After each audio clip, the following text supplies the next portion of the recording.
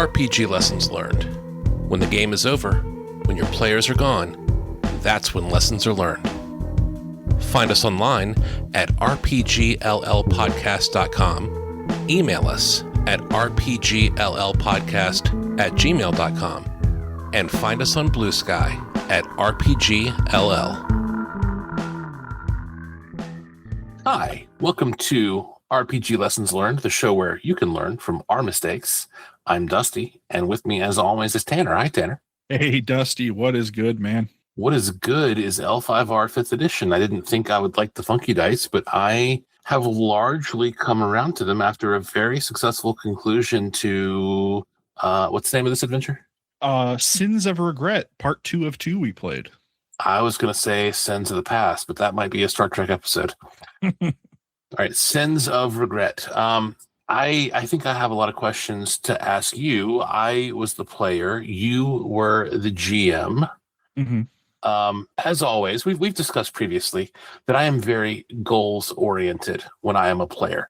Nothing frustrates me as a GM more than indecisive players not making choices to move the game along and trying to optimize every little thing. So I purposely don't optimize every little thing, and I push through, and I do not in a jerky way what my character would do, but I ask myself, okay, with the information that I had, like, what would I do if I were really there, not trying to optimize every little thing?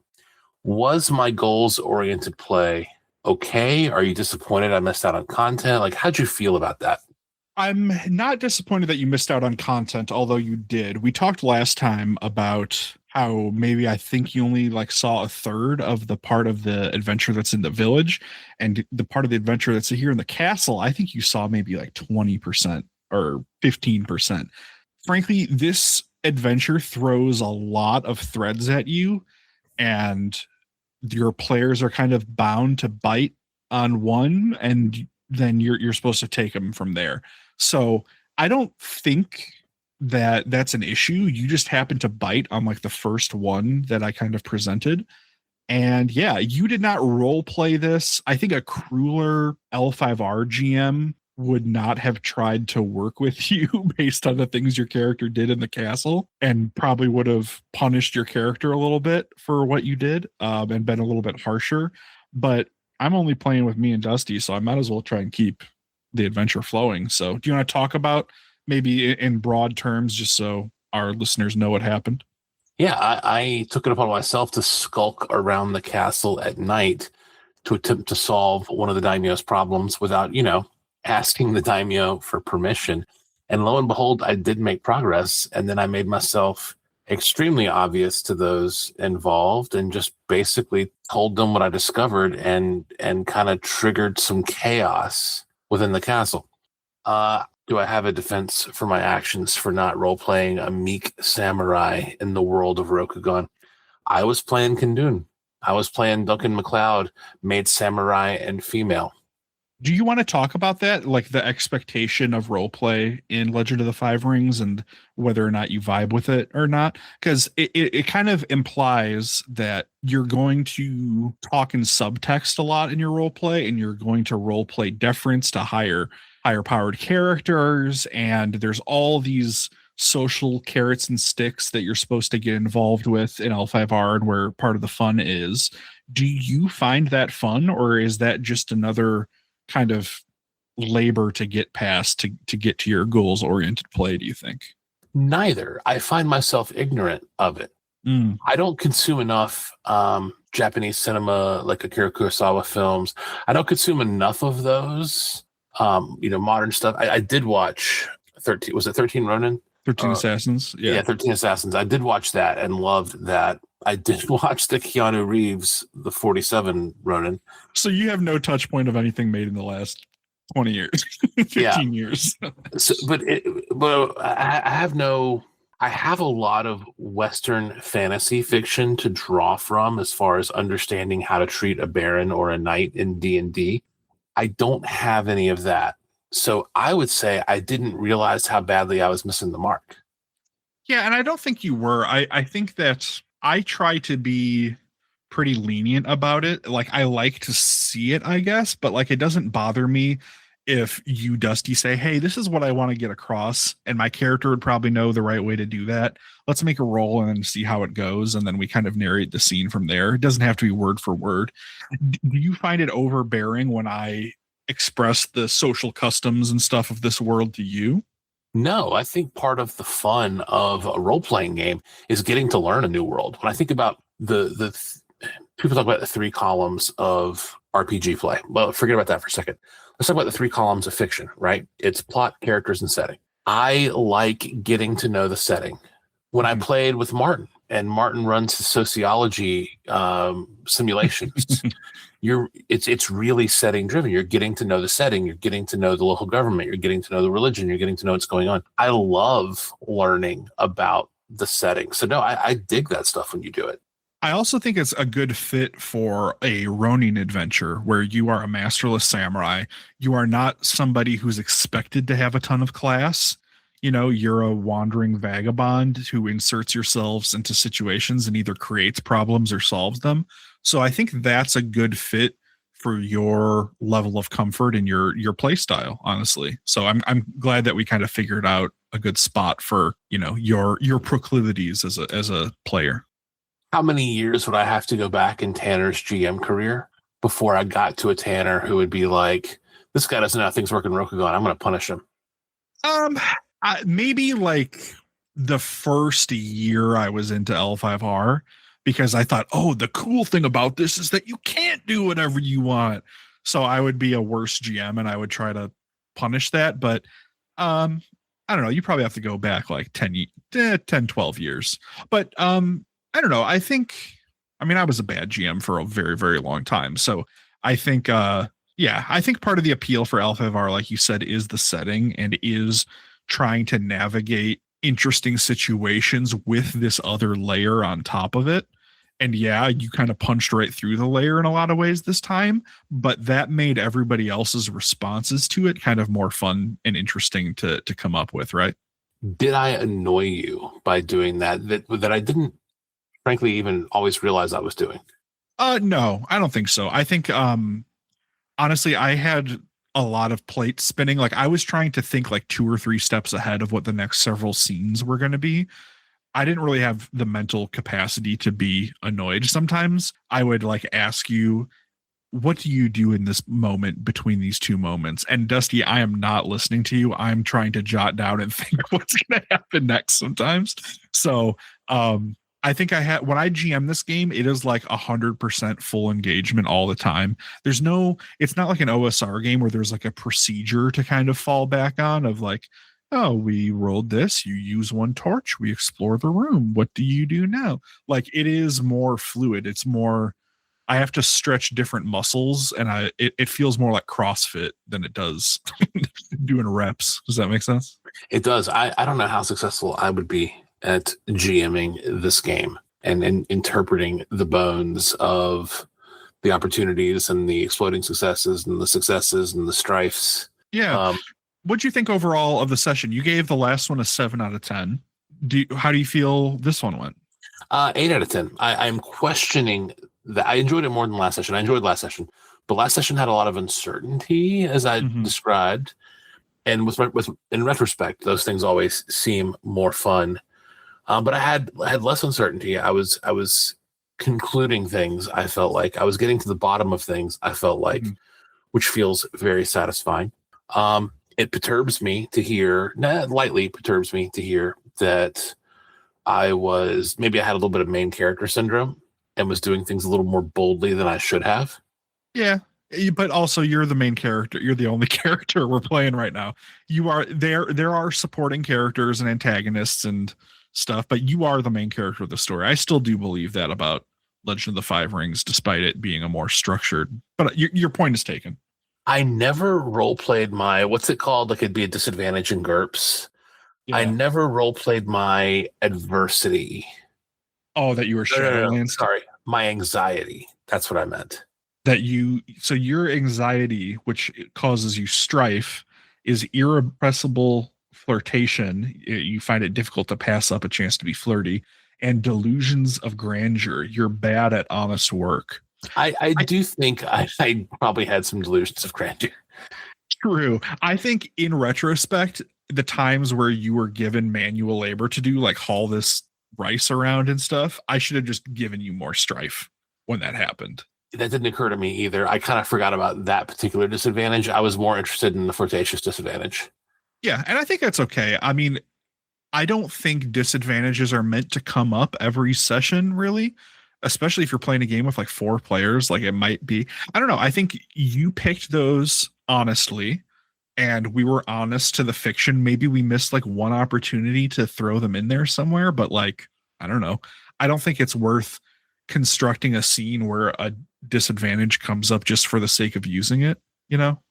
Did we tell an interesting story together? I really think we did. I really liked there was some symmetry between the first half and the last half in that you found Rin, this Ronin who was recently sworn into service to the Lord to be overbearing and cruel. And you came to find the reasons why things were bad at the castle. And then Rin's murderous past came up, and you talked to an NPC that really stuck up for you that was related to that. And then it ended with a duel with Rin, who was like the first character really you encountered, or the second character you encountered in the story. And she got her just desserts, which was a nice little bow to put on her story, but also, you know, the duel served to put a bow on the story of the whole castle and the treachery going on there. So I think it kind of slid into place pretty nicely. I think it was interesting in the sense of I would have watched it as a movie. Yeah, I think it felt authored in a way that, you know, we've talked before about how we like role-playing games because they're not focus grouped. They're weird experimental storytelling where sometimes stuff doesn't have a beginning, middle, and end. But it sure is nice, kind of, and interesting when it happens, right? Like this could have been an authored story. It really did have a nice beginning, middle, and end. Yeah. And I think, I don't know, I find that happens in L5R more than in other games. I think there's some special sauce that either the way it interacts with my brain or the way that the game was constructed under the hood, that kind of stuff seems to come up. Is it the dice? Is it the system? Is it the setting? Is it some strange mixture of all the above, some alchemy that you can't put your finger on? Well, let's try and translate this to an OSR game. Say this situation. You were hired by a lord to look into what's going on at the village. You find one of the lord's cruel knights, and she's abusing the villagers. In an OSR game, you would kill her, sneak into her quarters and kill her at night, or you'd challenge her right there. Or if you go to the castle, you know, you would cause more trouble there. I think the sense of restraint in Rokugan, the sense that it's a game all about the cool stuff that happens when katanas come out, but it can only be cool if we really resist taking our swords out when given the chance. I think is part of the magic. That's Like Rin would not have been a recurring rival or antagonist for you in another setting, I think. That's a phenomenal point because in this entire 2-session adventure, I got into a total of, if I'm not mistaken, 3 fights. A duel to the touch, a not even like someone trying to get past me, and I tried to scuffle. Yes, scuffle. A murder, and then I guess there was the big duel. I forgot about the murder. Yeah. So I killed a total of 2 people in 4 fights, and in an OSR game, I would have killed more like 24 goblins. Yeah. In 6 fights. I really think the magic comes from the fact that the NPCs that you're interacting with, the pool of NPCs that you are going to fight are in the adventure, and they all have names. They're all people with backstories. You were never going to fight a nameless samurai. You were never going to fight a nameless bandit. Like, and that part of that is the adventure writing, which I want to credit this adventure. I don't think it's flawless, but I will say that it gives like a good 2 paragraphs on every one of the 30 characters in this castle, and really gives you like, here's what they were doing, here's what their current anxieties are, here's how they might cause trouble or get involved. And like all that stuff is so cool. And the fact that the pool of adversaries you're drawing from are all people you've met and talked to before. I think that's the magic of it. I love how upset everyone was after the murder that I committed. Yes. It was pretty bad. Speak to that. It was pretty bad. I didn't see because this person outclassed me socially. I didn't see a way for me to fast talk them into being held accountable or having whatever kind of like in universe diegetic justice. Yeah. You thought it was better to ask for forgiveness than ask for permission. Yeah, and take care of the problem, and then when they couldn't argue with me with their better social standing, explain what I thought was happening. Yeah, and I think it's cool that that's the setting, right? That's the setting driving you to a certain action that maybe you wouldn't have in another game or in another setting, right? Like you felt like your option was to do this. Like the rules of honor in Rokugan only exist so that when you do something dishonorable, it has weight, right?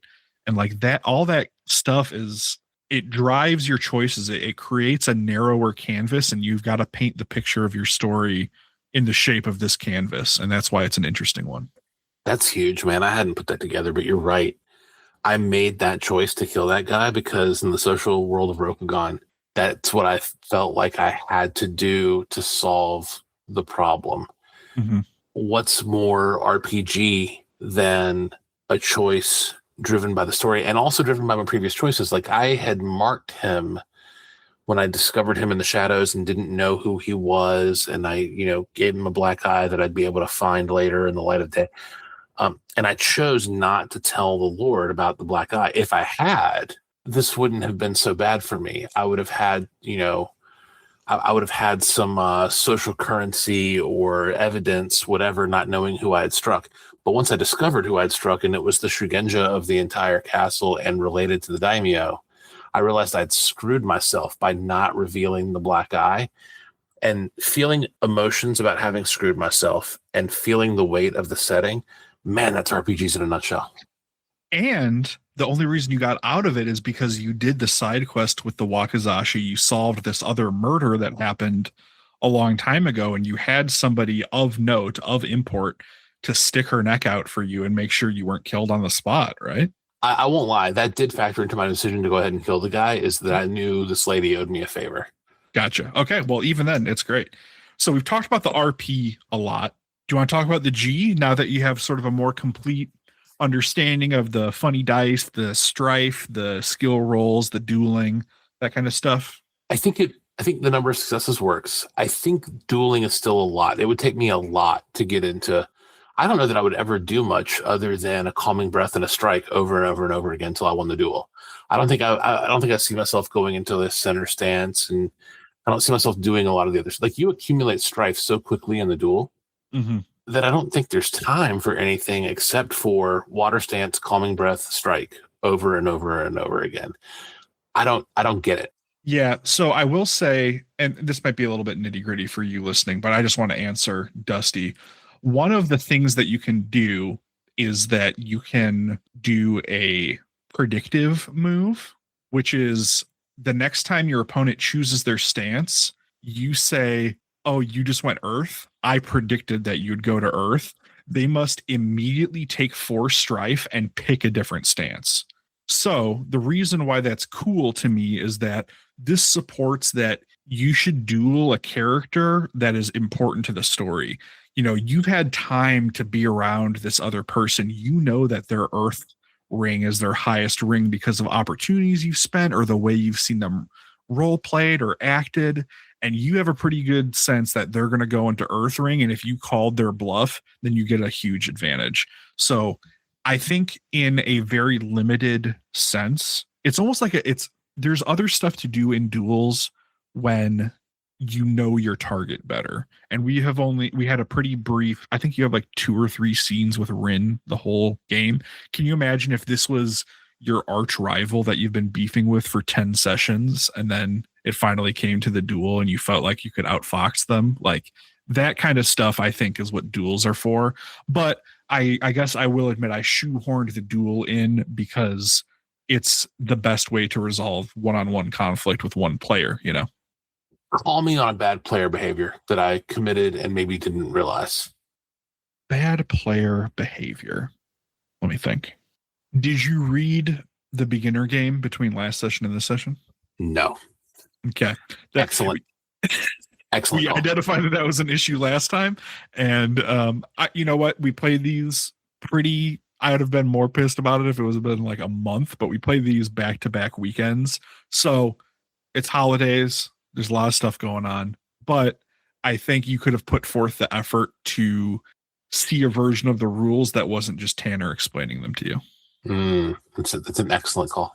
What about me? Any GM calls that you think were faux pas? I kind of identified one in the moment that I don't like it when NPCs talk to each other and the GM has to role play with himself. You did, but that was fine. I think you committed faux pas that you didn't really. You apologized for looking up the rules, and I was like, no. I hate the GM advice of don't look up the rules. I've said this before. I'll say it again. I like pausing to look up the rules. That's the point of playing a game, is to pause and look up the rules. So I like that you did that. There was another moment too that I was thinking of when I started this paragraph, for lack of a better term, where I think you thought you had messed up, and I was like, no, it's great. Oh, when I said I kill him, you paused for a long time, and I could see you weighing whether or not to say anything. And I remembered the Cyberpunk session where I drew on the guy in the restaurant, and you were like, okay. So I could see, but you didn't say anything. You let me do it. Can I tell you what I was thinking about in that moment? Do it. I was thinking about whether to roll that as a combat encounter or whether to roll that as it just happens. I think I would have been justified in making it a combat encounter. The guy has stats in the book. He's armed and he knows you're there to mess with him. And you guys talked some smack to each other as you approached. He was ready for a fight. The reason I didn't is because I thought to myself, would this make the story of this game better to slow down, have this skirmish where we take 30 minutes for you to carve this guy up anyway, and then we deal with the consequences? That was me as like the editor, almost like there was a deleted scene from this movie where it was a big fight scene, but the director, Tanner, decided to cut that for time because he thought it made a better movie if we just cut to the last stroke of the fight scene. Ooh, I like that a lot. That's great GM stuff. So that's what I was thinking about. I was a little bit, the stuff that you were talking about was probably 3 seconds of that thinking, and the remaining 20 seconds was that other thing. I like that. That's great. That's advanced GM stuff. That's excellent GMing. I did come up with what I think is a real one. Okay. A real criticism of Tanner as a GM. When we were walking toward the castle and I was trying to get more information from Setsuo about what I perceived to still be a monster in the woods, and you were like, well, when it comes to the bandits, and I was like, bandits. Yeah. And then I had to catch myself and make him reveal it. Yeah. I got caught. So I looked through this adventure about an hour before we started playing, and I made a checklist of scenes that I really wanted to hit to make sure that I was on track for the adventure. One of them, my first thing that I wrote down, is checking out the forest, meeting Ichiro and the bandits. So I had forgotten that you were left with the impression that it was a monster. And then I had been prepping for you to do this. And then when we got to the moment where you wanted to talk about it, I expected you to go and check it out. I didn't expect you to talk about it. And then when I role played, I said the word bandits, and I'm like, dang it. But yeah, I did feel like a bit of a buffoon, but yeah, for sure. And I thought once that happened and you kind of figured out about it, you immediately lost interest in that plot thread. And I feel like I did maybe rob you of something there. No, I liked that because that's, again, me role-playing the world. I lost interest not when I found out it was bandits. I was still interested because I thought maybe they were from outside this province troubling this village. I lost interest when you did the role play with Setsuo revealing to me that the bandits were actually the disgruntled villagers pissed at these samurai. And I was like, valid. I do not want to fight them. I think they're right. Yeah, for sure. Did you feel a dramatic tension from what you, Dusty, thought was the right thing versus what you thought your character should do? I did have to think about Duncan MacLeod a lot more. For those that didn't listen to the last episode, I based my characters on characters I'm familiar with from movies, TV, and books, and Duncan MacLeod from the Highlander TV shows, who I chose. The tension between me, Dusty, and Kindun or Duncan. I don't know. I think my bad player behavior was my experience with Splinter Cell 3 Chaos Theory and the Nightingale floor in a level in that game, and me being like, is this squeaking sound a Nightingale floor? That felt to me like, the person playing level 1 character who knows to burn the troll when they shouldn't know to burn the troll. Sure, but what is the realistic way to get around that? Yeah. We have this farce where me and you both pretend that you don't know it for 20 minutes until we decide that we've wasted enough of our time that, yeah, okay, we can do it. What I should have done is I should have said, great, your character knows that. Tell me why. And I kind of just breezed through it, but like I should have put at least a bit of made you work for it a little bit, maybe. Fair. And I would have spun a yarn about having an affair with someone who was a high placed person who had a Nightingale floor around their room, and what a pain it was to have illicit liaisons with a Nightingale floor between us. Yeah. And we would have robbed ourselves of that little bit of an understanding of your character a little bit more. No, I didn't feel a tremendous amount of tension between what I, Dusty, knew and what Kindun or Duncan knew. And I think I roleplayed Kindun pretty faithfully, and I don't think I did my standard Dusty thing. That's a good question for you. Did you feel Kindun was that different from Jean, that different from Bellic? Yeah, I think so. I think Kindun had different motivations, different proclivities. I do think that you're pretty good at playing roguish types. And maybe that's just because those are the types of characters that we see in media so much. I remember the last time we played L5R, though, you were playing Worf, right? No, I was playing Shredder. Oh, Shredder, that's right. Talked about playing Worf in other games, but I was playing Urokusaki, which is Shredder's real name from the Ninja Turtles. Yeah, so I think that I think you've latched on to roguish characters a lot, and those are just the types of characters that are in stories.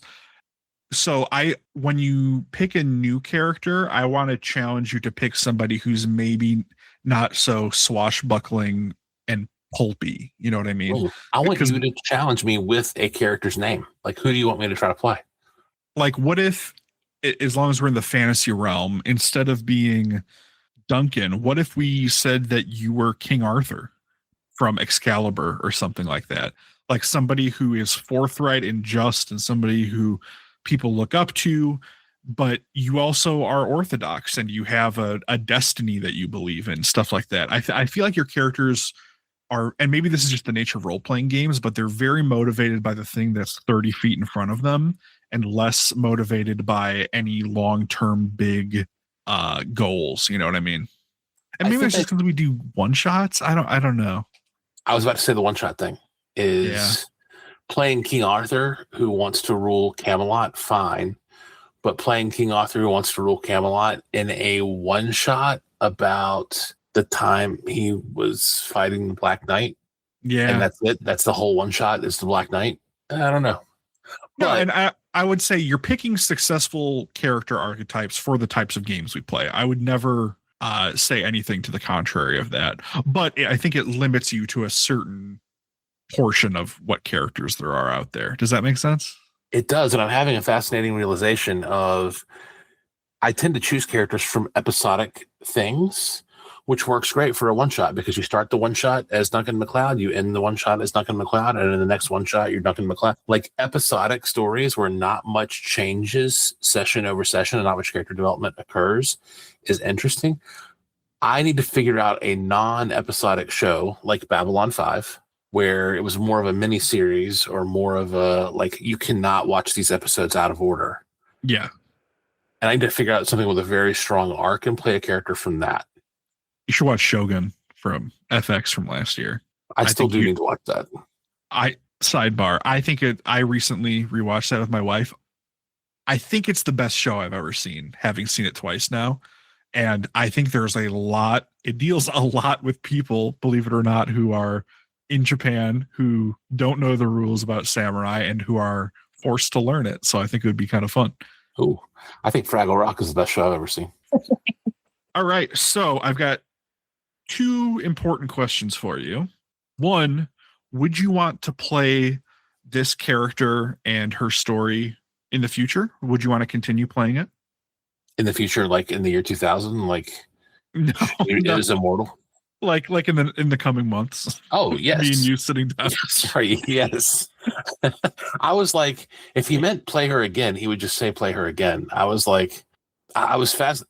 Okay. Do we want to see the continued adventures of Kindun?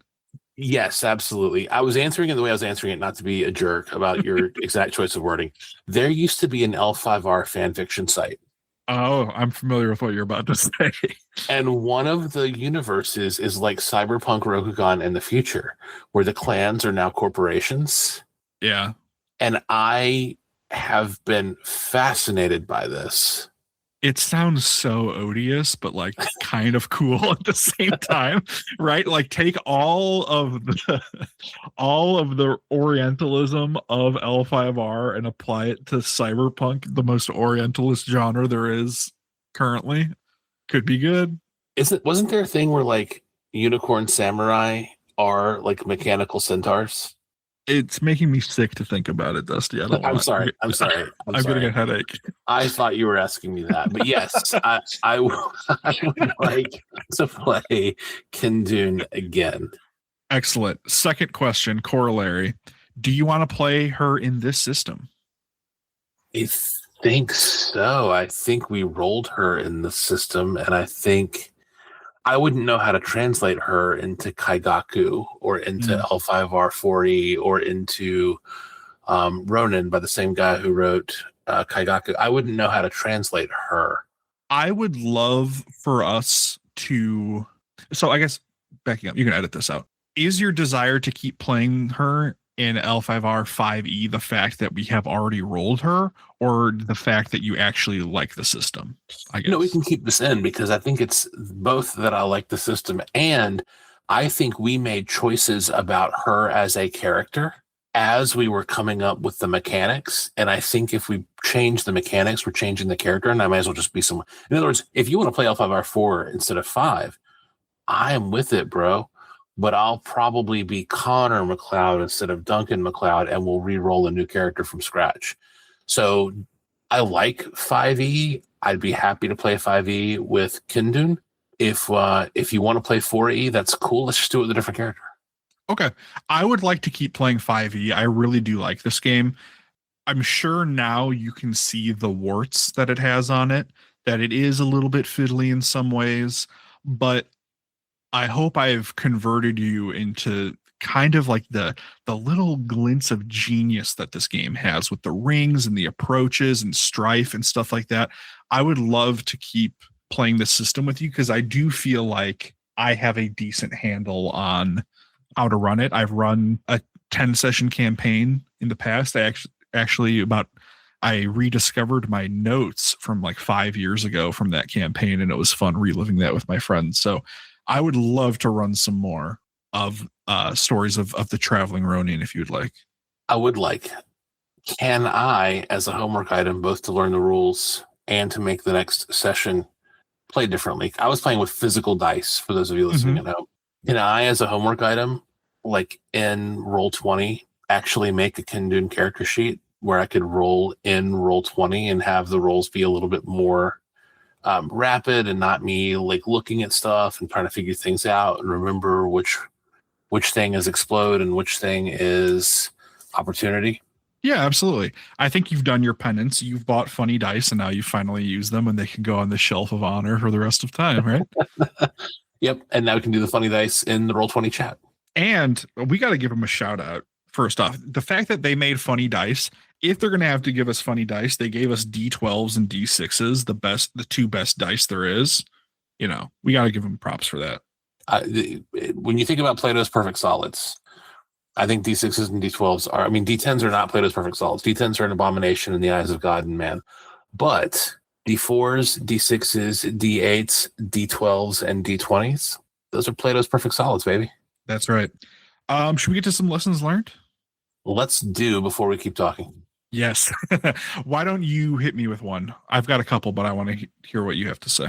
I keep saying it. We've said it time after time, but it really helps to base your character on a character that you're familiar with so that you make decisions quickly and story forward instead of mechanics or optimization forward.